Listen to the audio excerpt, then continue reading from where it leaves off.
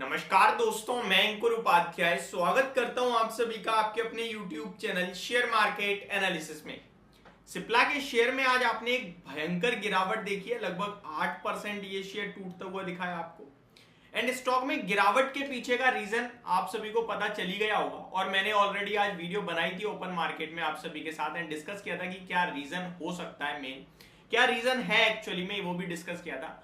But जिस हिसाब से ये शेयर टूट रहा था, मेरे को लग रहा था कुछ एडिशनल नेगेटिव न्यूज आएगी, क्योंकि यूएस एफडीए की तरफ से जो वार्निंग लेटर मिला था वो तो 20th को मिला था, तो 23 तारीख को रिएक्शन क्यों आ रहा है? 21 को आना था तो इसलिए मुझे लगा कि कुछ और फ्रेश नेगेटिव डेवलपमेंट है जो ये कंपनी आने वाले समय में शो करेगी, यानी कि या तो आज इवनिंग में या कल फ्यूचर को डिस्काउंट करने की कोशिश कर रहा है। अभी थोड़े दिन पहले आपने देखा बजाज फिनसर्व फाइनेंस का शेयर अचानक ओपन मार्केट में टूटा, शाम को पता चलता है कि आरबीआई ने इनके 2 प्रोडक्ट्स बैन कर दिए।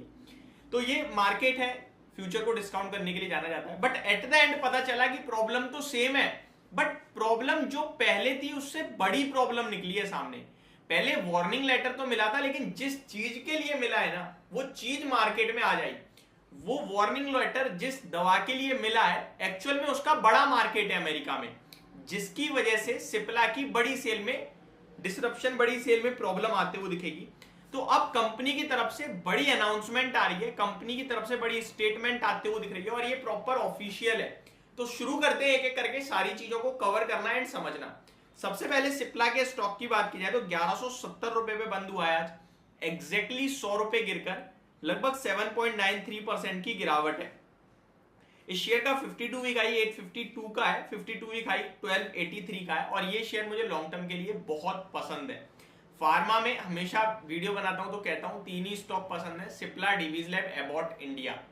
इन तीनों की बात की जाए तो बाकी 2 भी बहुत अच्छे लगते हैं और सिप्ला भी बहुत अच्छा लगता है। एक्चुअल में सिप्ला में अभी एक प्रॉब्लम दिख रही है टॉप मैनेजमेंट की, एज कंसर्न, बट उसको छोड़ते हैं क्योंकि एक एज आने के बाद आप अपना माइंडसेट यूज करते हो, नई जनरेशन को किस तरीके से कैटर करना है, किस तरीके से बढ़ना है वो, और प्लस एक अनसर्टेनिटी का भी डर बना रहता है। लेकिन वो सब छोड़ते हैं, आगे बढ़ते हैं हम। आज की खबर पे आता हूं। देखिए वार्निंग लेटर मिला था यूएस एफडीए से 20 तारीख को, यह खबर भी है। US FDA, United State food drugs administration जो होता है, issues warning letter to cover to company over CGMP non compliance at Pithampur facility. उसके बाद आज सामने जो चीजें आई है वो कुछ ज्यादा नेगेटिव थी, जिसके बाद कंपनी ने अभी पोस्ट मार्केट 4:30 बजे ये ऑफिशियल अपडेट आई है।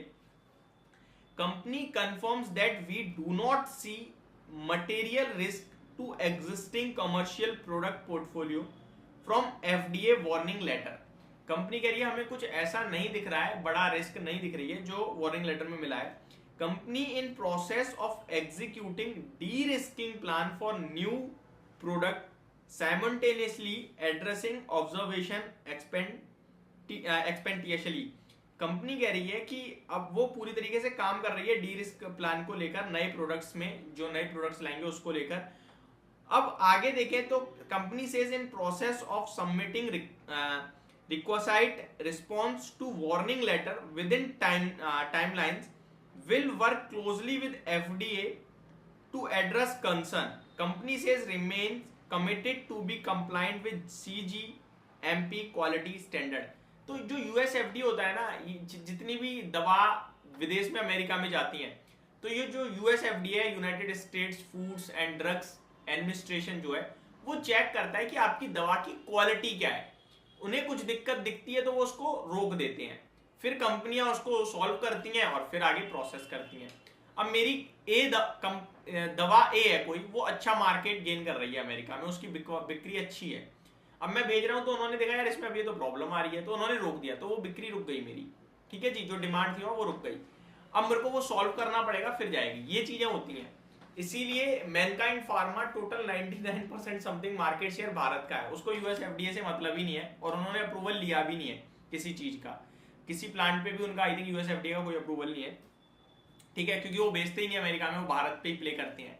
इसीलिए वो एक तरीके से भारत के बहुत बढ़िया नाम माना जाता है। जब भी आपको लगे कि आउटसाइड इंडिया प्रॉब्लम चल रही है, रिसेशन चल रहा है या फिर उतनी ग्रोथ नहीं है, भारत की कंपनी में निवेश करना है, तो फार्मा से मैनकाइंड फार्मा हो सकता है। बट अभी तो थोड़ा भागा हुआ शेयर है, ठीक है। तो कंपनी कह रही है हम सारी चीजों को कंप्लीट करेंगे और दोबारा से ट्रायल वापस भेजेंगे, जितनी भी दिक्कतें हैं, जो रिस्क वाली बात है वो क्लियर करेंगे, और जो सीजीएमपी की क्वालिटी स्टैंडर्ड है उसको मैच करेंगे और फिर वापस भेजेंगे।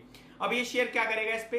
भैया देखो, स्टॉक बहुत अच्छा है और इस तरीके की फार्मा कंपनीज में प्रॉब्लम आती है, कभी यूएस एफडीए से अप्रूवल आना, कभी आपके लिए वार्निंग लेटर आना या ऑब्जर्वेशंस पाना, ये सब चीजें चलती रहती है। नेगेटिव रिएक्शन आ गया, पॉजिटिव भी आ जाएगा। टेक्निकली भी 1150 तक का ब्रेकडाउन दिखता था, वो ऑप्स के साथ ऑलरेडी शेयर किया हुआ था, स्टॉक वहीं ऑलरेडी पहुंच गया है, तो अब कुछ खास बिकवाली करने का मतलब बनता नहीं है। तो ये मेरी तरफ से आपके लिए पूरी अपडेटेड वीडियो, होप आपको सारी चीजें समझ में आई होंगी। Thank you so much for watching this video, have a great day guys.